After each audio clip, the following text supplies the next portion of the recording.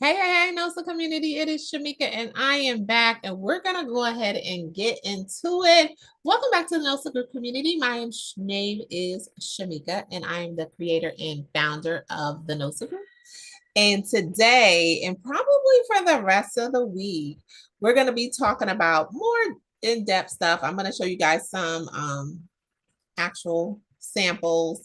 We're going to look at, today we're going to look at a sample certificate of liability. We're going to look at a sample contract and a rate sheet. And anything else you guys want me to share. So I'm in the sharing mood today. As always, if you haven't, go ahead and click that subscribe button and join the community as we will be talking about everything staffing. And as many of us understand, I get a little ramped up towards the end of the year. So join us as well. If you want to join us tomorrow at 1:30 p.m. Eastern, you can jump on our TikTok as we'll be talking to American Funding, a little bit about payroll funding. So bring your questions, bring your comments, your concerns, and let's get those things answered. And if you check the post here, you'll get the link to join our TikTok, as well as just go ahead and follow us there too at THENOSAGRP. So thanks for all of your support. So let's jump into this. So first, I am not talking specifically in this live about how to obtain insurance. So the process of obtaining insurance looks different state to state. So that's not what our live is going to be about as much as what is the embodiment, like what's on the inside of this certificate of insurance. So I will note there are two ways to obtain insurance, and I'm going to blow this up just a little bit so it can give everybody a chance to see the full image of it all as we go through all the highlighted sections. But something to consider is there's a couple of different types of insurances that you can get. So you can get insurance through the state, you can get insurance through a private insurance agent, or you can get insurance through an EOR or employee of record. So those are all options. We talked a lot in the group on Facebook as well as here on our YouTube about the differences. So we'll drop some more content here below for you to check out to get a better understanding. But let's get on to what is the certificate of insurance. So at the point that you've gone ahead and paid your premium and you have the sheet of paper, this certificate of insurance or certificate of a liability insurance looks very similar to what you have for your own personal home, life, motorcycle, boat insurance, but it's for your business. So some things to think about when you're looking at one is this will be whoever the company is that you're working with. It should say certificate. And then there's a couple of other key pieces to be mindful of. So like I mentioned before, this is a sample. So this isn't my actual certificate of insurance, but this is just a sample for you guys to see, mostly so that you can know that it's properly filled out. And then if there's areas where you may want to ask questions to the insurance broker or individual you're working with.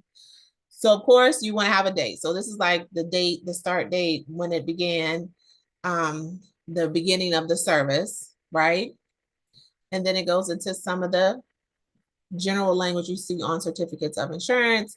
And then here you wanted to state your company name, or if you are an EOR, it may state your company name and the EOR, employee of records name as well. It just depends. The producer, this would also be, you know, whoever is preparing it. So whichever company you went with, their information here. And then as we go down, this is really the piece of the insurance that a lot of clients or MSPs, VMSs really look for to be complete. And this is where you'll see actual information identified around levels of coverage, as well as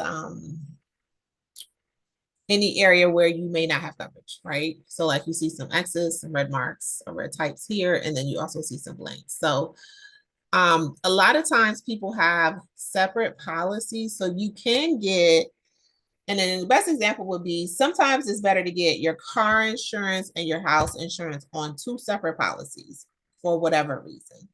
But many of the time, or most of the time, when you combine the two, it can come out a little bit cheaper. So this applies a little bit to business insurance as well. So in this example here, you see they have the general commercial um, liability insurance and the professional liability insurance, all provided by this one company. So what you'll see is it's what type of insurance that it is, and it's listed here, guys. Any additional, any waivers, your policy number, the date effective, and then the date expires. And then, of course, any limits around coverage, you'll see here. And then some of this other stuff is more specific, and you'll see it notated here at the bottom, or if you were to do like an umbrella policy or an auto liability policy, you may have more of these identified. So when you hear some individuals, myself included, talk about the 1 and 3 million coverage, this is what we're talking about. And then this is all applicable based on what's going on in your business at the time. Some things to know when you're looking at this is you want to make sure that, you know, the time frame is specific. Most coverages are a year. That is, you know, properly indicated in the format needed. The coverage amount can vary. So you want to always first get with your client or your MSP to make sure that you have enough coverage. So in years past and traditionally, it's been a 1-3 type of coverage for your commercial and professional liability. Different companies may ask for like a 2-4. And I think I've seen as high as 3 and 6. And that's just their individual requirements. So find out from them first. And then next you see the professional liability insurance, same thing, right? And then the coverage is a little bit different. So on your certificate of insurance sheet, this is just outlining the amount of the coverage, the policy type or insurance type, and things of that nature. It's not going into full detail as to what's included under that policy. You should have a bigger policy that's more explanatory to kind of determine, you know, under commercial general liability, these are the things that are covered. So you want to make sure that you have that in place.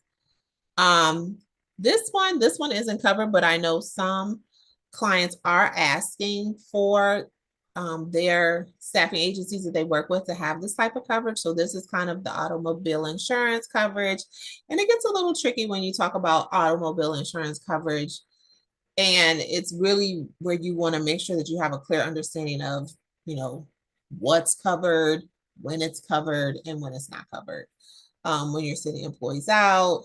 And then, of course, non-owned automobiles, hired automobiles, things of that nature. The reason I say this isn't used as much is because you're not in the transportation business, but I do know quite a few people have said that their clients have asked them to have automobile coverage. Even though your employees, you know, potentially should have that for themselves. An umbrella liability insurance coverage is also a different type of a coverage, and they have the same, you know, identifiers, the amount, the type, you know, occurrence, things of that nature. And one thing that I would just pay attention to is making sure the boxes you need checked or identified in some way or fashion. You don't want to get to this point in the process and then have the essential pieces missing when you send it over to your client. So you want to make sure that everything that you need is there and that you have it checked or sent back. So something to know is if there was something missing here, and I've done it myself, on the policy certificate of liability insurance sheet, you can have it redone. Some, and I'll get to that towards the bottom, but you can have it edited to meet your specific needs as long as it's the same type of coverage. So when I speak of edits, I'm talking about like smaller minor edits. It could be that your company name is spelled wrong, or it could be that the amounts are improper. So little things like that. And then B, your workers' comp and employers' liability insurance.